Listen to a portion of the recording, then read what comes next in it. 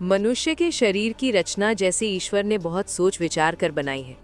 2 हाथ, 2 पाँव, 2 कान, सब कुछ जोड़ियों में, पर जीभ सिर्फ एक।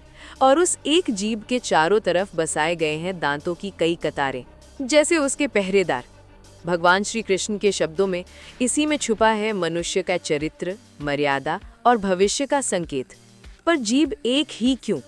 क्योंकि मनुष्य की असली पहचान निकलती है उसके मुंह से निकले शब्दों से।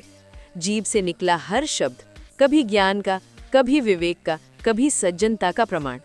और वही जीभ अगर एक पल को बहकी तो एकमात्र वाक्य ही जिंदगी में तूफान ला सकता है, दुश्मन बना सकता है, रिश्तों की दीवार गिरा सकता है, सम्मान को धूल बना सकता है। इसीलिए ईश्वर ने जीभ सिर्फ एक ही दी ताकि इंसान बोलने से पहले रुककर सोच सके। शास्त्र कहते हैं शब्द ब्रह्म है, सृष्टि शब्द से ही उतरी थी और वही शब्द मनुष्य के अंतर में गूंजता रहता है।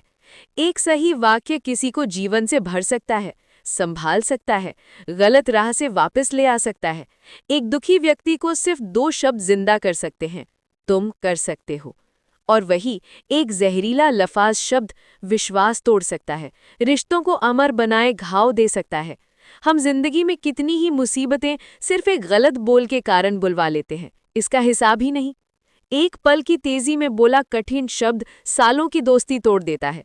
काम की जगह एक अनावश्यक टिप्पणी आपको टीम से दूर कर देती है। परिवार में गलत शब्द अर्थात अशांति, और सोशल मीडिया पर असावधान शब्द अर्थात अपमान और विवाद। इसीलिए पुराने ऋषियों ने जीभ को आग कहा, एक बार भड़की तो वापस नहीं आती। जिस व्यक्ति को बोलने का कला आती है उसके लिए सफलता के द्वार स्वयं खुल जाते हैं।